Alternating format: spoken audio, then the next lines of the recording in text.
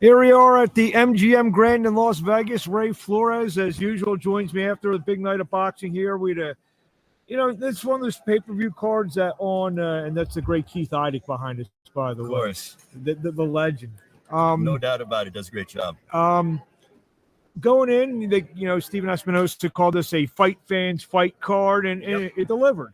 It really was. And look, you got a lot of memorable performances. David Benavidez and Caleb Plant, they left it all inside that ring. They went to battle. That was high-level stuff inside the ring. Both men were able to have moments, but in the end, David Benavidez really, his pressure and his just physicality, his ability to attack the body, wore down Caleb Plant. But look, Caleb Plant, what a granite. He fought a terrific fight. He really proved why, more than anything, he has the heart of a champion and why he has been a world champion, why he's one of them among the elite at 168. I just talked to his trainer, Stephen Breadman Edwards, who popped in the press conference room for a minute, and they had an excellent game plan. Caleb was doing very well over the first 6 rounds or so of the fight. It was just simple of a guy, a big man, a big relentless puncher, a big relentless offensive machine. It's like one of those things. It's like one of those old cars. It takes him a few minutes to get it going. He was a Chicago guy, especially in the winter. Of course. Takes it a few minutes to get going. Yep. But once that thing gets going, it's very hard to stop. It's like a locomotive. I mean, it's one of those things, and I said this in the commentary with my brother Miguel, is that when you fight David Benavidez, it's like you have to pitch a perfect game. So, it's one of those things that you have to – it's like walking a high wire act. You got to be perfect for 12 rounds. And honestly, he picks up the pace. He gets better in the second half of the fight. I mean, literally, he just keeps coming and coming and coming, and his pressure is unrelenting. He's in the best shape of his life. He proved that tonight. I mean, main eventing at the MGM Grand Garden Arena for the first time. David Benavidez checked all the boxes tonight. He did check all the boxes, but like you said, on a 10 scale, I was thinking during the week this could be a superstar-making performance for David. I don't know if it was a superstar-making performance because, he I won't say he struggled because he was in there with a real fighter in there tonight. He enhanced himself for sure tonight, even though he didn't get the knockout. And if he would have had that superstar-making performance, that's when we need the Canelo fight. I think we do need the Canelo fight. I mean, he proved tonight that it's just different because different guys handle fighters at this level in a different way. Canelo had his way of, the way that he went ahead and beat Caleb Plant. David Benavidez went ahead and had his way in terms of how he was able to execute his game plan. But make no mistake about it, even in a losing cause, Caleb Plant is a throwback fighter. We need guys like Caleb Plant to roll the dice. Look at who Caleb Plant has fought. Everybody, and will continue to fight everybody. In shape, focused, determined, heart of a champion, throwback, old school fighter. Both guys, Benavidez and Plant, are what's great about boxing. He's probably made upwards of $16 million. Sure, he's made a lot of money. And you know what? Every penny has been earned and rightfully deserved by Caleb Plant and his family. Absolutely. So if it's not Canelo Alvarez next, just for argument's sake, let's play matchmaker. What's out there at 168? Does Benavidez go to 75? Does he stay at 68? I think he's got to stay at 68. And, Canelo and John Ryder is going to happen. Likely beat Canelo, handle him in Guadalajara in Mexico. And then after that, the fight to make is Canelo and David Benavidez, Mexican Independence Day weekend here in Las Vegas in September. I mean, can you imagine the box office that will do? No disrespect to Dimitri Bivol, but that fight has double or triple the economic drawing power than that of a Canelo-Bivol rematch at 175. There's business to be handled here at 168. And to be honest with you, I think Canelo's never shied away from any opponent. And I think he would be more than willing to collide with David Benavidez. As a fight fan, because the economics may not work because of the relatively low profile, David Morrell. And Benavidez?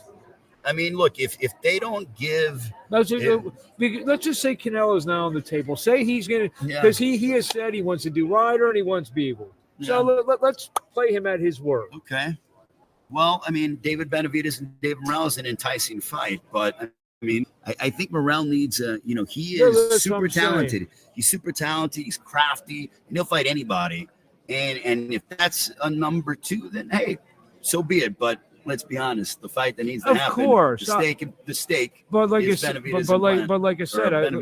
said, I mean, let's just take Canelo at his word. Yeah. He's said numerous times he needs that Bivol rematch, and that's the fight he's probably looking for next. And if he's not available, I mean, I don't know, a kid out of Canada who had a great performance the other night, Christian Billy, who's a real good undefeated super middleweight. I'm just trying to think of super middleweights that are out there that would, because the one thing David Benavidez did show tonight or prove tonight, we probably will not see him on linear events anymore. He's probably going to be on the 3 words that boxing fans love: pay per view. Well, you know what though? The one thing about David Benavidez fights is that he always gives you your money's worth. I hear you. So he has elevated his standing. He elevated his performance tonight, and I think take some time off, enjoy vacation with his lovely family, come back and wait and see what happens with Canelo against John Ryder and see what happens there. So I think Canelo and Benavidez is the fight to make. Let's just real quickly go through the rest of the card. Joey Spencer, what most people thought may have happened, maybe bit off a little bit more. Maybe tonight was a lot more. I like how he rolled the dice. But Jesus Ramos is super talented. And you were closer to the ring. You were closer to the ring than I was. He looked like he was 3 times the size of He was massive. I said the same thing. He was a 147 pounder about a year ago. He was. I mean, this is his 5th fight at 154, and Ramos is only getting stronger. So he's a force to be reckoned with. I would love to see him. I know when Ramos was up there, you mentioned the great Martin Bader high-fiving everyone here. We got the legend just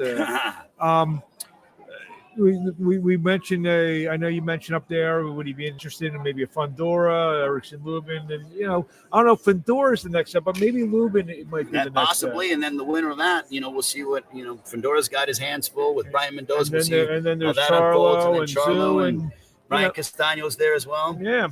So there's some fights. 154 is loaded full of top talent. Right before that, the fight that drew the most oohs and ahs after the fight was do you want to call it controversial decision? I mean, look, I thought Valenzuela 1 round. I could see, 95-94. Draw, I could see. With the knockdown, it was pretty tough with the draw. So it's one of those things. I mean, the judging has to get better in boxing. Forget about that he won the fight. I actually am giving Chris Colbert, kudos. That knockdown was a very hard knockdown in round 1. He got drilled in the. He worked himself back into the fight. I'm not saying he won the fight, whatever, but you have to give him credit, especially after the last fight where once Hector Garcia established himself as the guy in that fight.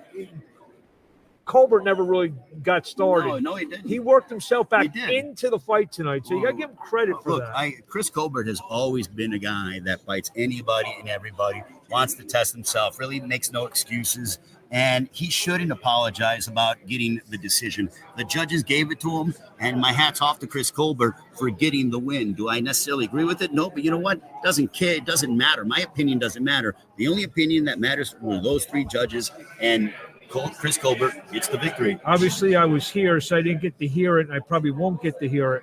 When they announced Colbert the win, what was the Ray Flores call? I think the judges need to get better. I think it was egregious, and it just upsets me and nauseates me that these robberies continue to happen. I'm not going to say it was a blatant rivalry like it was, Aaron's the 2 or whatever the case. Maybe it was a close fight, but come on, get better judges. We need to get better and improve, because this kind of stuff we don't need in the sport. And the opening fight in the pay-per-view card, Cody Crowley wins a unanimous decision over majority decision over Abel Ramos.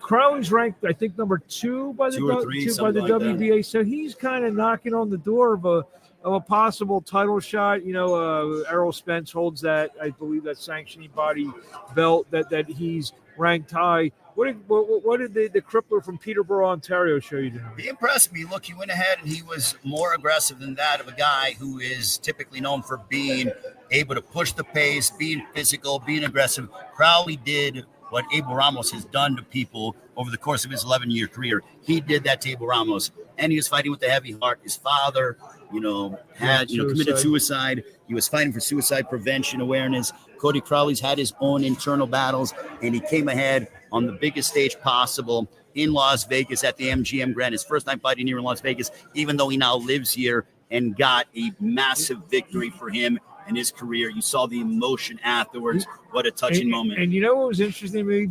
So the crowd, a lot, obviously with Benavidez and his nephew, Jesus, a lot of Arizonians, a lot of Mexican-American fans. So they booed the decision because, their guy lost. But as soon as he, his post-fight speech about the fight for his mother, late mother and father, and, his late father, and, about the suicide and all that stuff, it was almost like Rocky in Rocky IV. Yep. The whole crowd was just got behind him, and I thought it was, like you said, a real touching speech. And he's a guy now, like you said, whether you think he's great, and that's he was saying bye, the great Norm Fraunheim, leaving.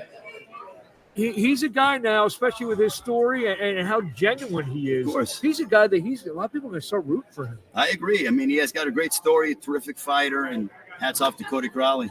All right, well, I'm going to let you go because there's at least 6 nightclubs. There are a couple parties I want to get to, Mark. I love you to death, but there are a couple parties. Where are you going to be? I got Team Combat League coming up on Wednesday, Thursday, Mohegan Sun. Where's that? Where can we hear you? We'll give out the broadcast details over the next couple of days. And then, Team Combat League got April 8th.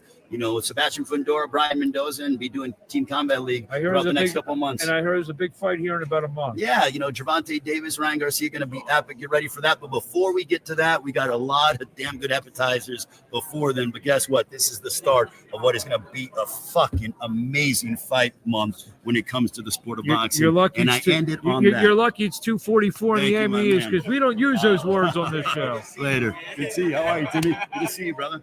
How's everything?